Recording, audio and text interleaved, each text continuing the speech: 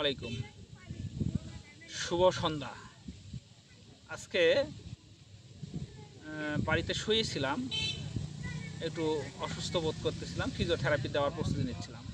এই সময় হঠাৎ করে ফোন দিল জাহাঙ্গীর ভাই ফোন দিয়ে বলতেছে, হারুন কোথায়? ভাই আমি তো শুয়ে আছি।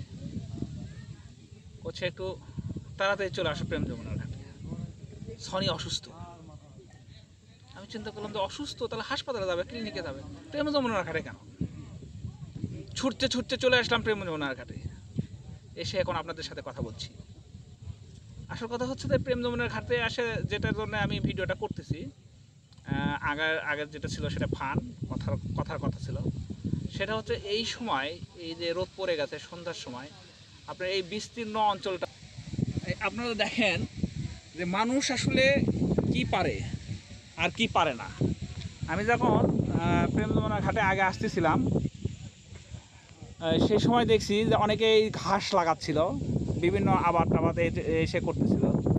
সেই বালুর মধ্যে আবার ঘাস হবে। এখন হচ্ছে এখানকার মোটামুটি অনেকেই এই ঘাস চাষ করে স্বাবলম্বী। তারা এই ঘাস চাষ করে গরুকে তো খাওয়ানোর পাশাপাশি বিক্রি করে। আর কি একটা সিস্টেমে তারা বাড়ির ভিতর থেকে মোটর দিয়ে পাইপ করে নিয়ে আসে, পানি নিয়ে আসতেছে, এখানে পানি নিয়ে এসে পানি দিচ্ছে, এবং এই বালুতেও তারা সোনা ফলাচ্ছে, এবং বালুতেও তারা দেখাচ্ছে যে আসলে যদি অদম্য ইচ্ছায় এবং পরিশ্রম এবং সময়বর্তিতা থাকে, সেটা থাকলে এখানে সব কিছু সম্ভব। কিন্তু আরেকটা বিষয় আমার আবার কষ্ট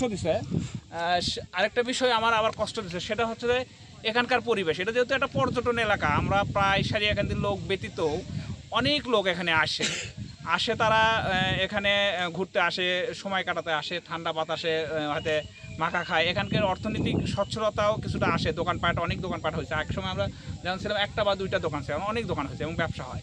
কিন্তু দেখেন পরিবেশটা এখানকার লোকই কীভাবে একটা নোংরা পরিবেশ করে রাখছে। এই যে দেখেন ভুট্টার গাছ লাগায় রাখছে, ফল লাগায় রাখছে, গোবর টবর দিয়ে একবারে মেসাকার অবস্থা।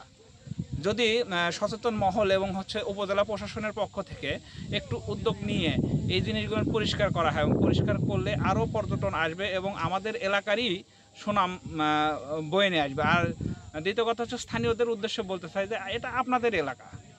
আমরা যদিও সারিয়াকান্দিরবাসী থাকি পৌরসভার ভিতর, হয়তো হঠাৎ করে একবার বা দুইবার আসি। আপনাদের জায়গা, আপনাদেরই এখানে সৌন্দর্য রাখার দায়িত্বটা আপনাদেরই। ধন্যবাদ সবাইকে।